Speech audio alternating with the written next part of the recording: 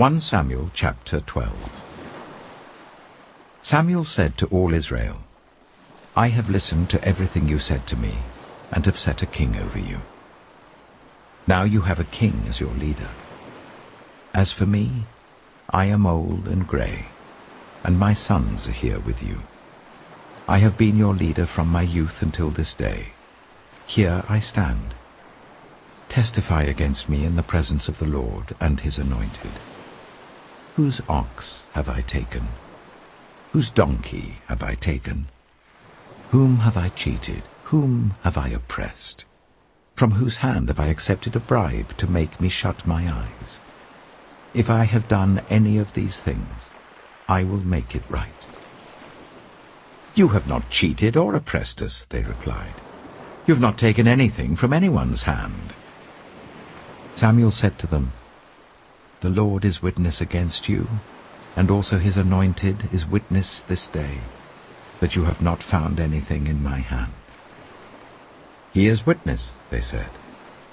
Then Samuel said to the people, It is the Lord who appointed Moses and Aaron, and brought your ancestors up out of Egypt. Now then, stand here, because I am going to confront you with evidence before the Lord as to all the righteous acts performed by the Lord for you and your ancestors. After Jacob entered Egypt, they cried to the Lord for help. And the Lord sent Moses and Aaron, who brought your ancestors out of Egypt and settled them in this place. But they forgot the Lord their God. So he sold them into the hands of Sisera, the commander of the army of Hazor, and into the hands of the Philistines and the king of Moab, who fought against them. They cried out to the Lord and said, We have sinned. We have forsaken the Lord and served the Baals and the Ashtoreths. But now deliver us from the hands of our enemies, and we will serve you. Then the Lord sent Jerubbaal, Barak, Jephthah, and Samuel, and he delivered you from the hands of your enemies all around you, so that you lived in safety. But when you saw that Nahash, king of the Ammonites, was moving against you, you said to me, No, we want a king to rule over us, even though the Lord your God was your king. Now, here is the king you have chosen, the one you asked for. See, the Lord has set a king over you. If you fear the Lord and serve and obey him and do not rebel against his commands, and if both you and the king who reigns over you follow the Lord your God, good. But if you do not obey the Lord, and if you rebel against his commands, his hand will be against you as it was against your ancestors. Now then, stand still and see this great thing the Lord is about to do before your eyes. Is not wheat harvest now? I will call on the Lord to send thunder and rain, and you will realize what an evil thing you did in the eyes of the Lord when you asked for a king. Then Samuel called on the Lord, and that same day the Lord sent thunder and rain. So all the people stood in awe of the Lord and of Samuel. The people all said to Samuel, Pray to the Lord your God for your servants, so that we will not die. For we have added to all our other sins the evil of asking for a king. Do not be afraid, Samuel replied. You have done all this evil.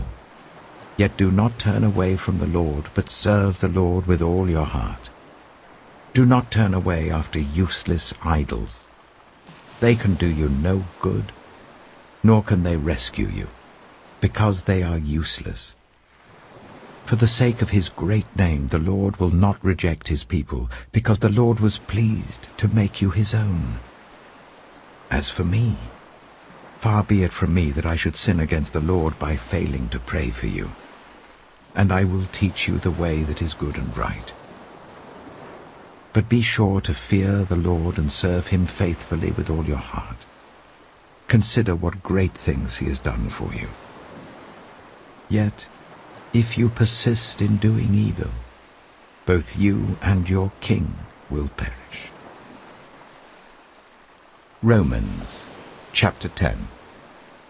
Brothers and sisters, my heart's desire and prayer to God for the Israelites is that they may be saved. For I can testify about them that they are zealous for God, but their zeal is not based on knowledge. Since they did not know the righteousness of God and sought to establish their own, they did not submit to God's righteousness. Christ is the culmination of the law, so that there may be righteousness for everyone who believes. Moses writes this about the righteousness that is by the law. The person who does these things will live by them. But the righteousness that is by faith says, do not say in your heart, who will ascend into heaven? That is to bring Christ down. Or who will descend into the deep? That is to bring Christ up from the dead. But what does it say? The word is near you. It is in your mouth and in your heart. That is the message concerning faith that we proclaim. If you declare with your mouth, Jesus is Lord, and believe in your heart that God raised him from the dead, you will be saved. For it is with your heart that you believe and are justified, and it is with your mouth that you profess your faith and are saved. As Scripture says, anyone who believes in him will never be put to shame. For there is no difference between Jew and Gentile. The same Lord is Lord of all, and richly blesses all who call on him. For everyone who calls on the name of the Lord will be saved. How then can they call on the one they have not believed in? And how can they believe in the one of whom they have not heard? And how can they hear without someone preaching to them? And how can anyone preach unless they are sent? As it is written, how beautiful are the feet of those who bring good news.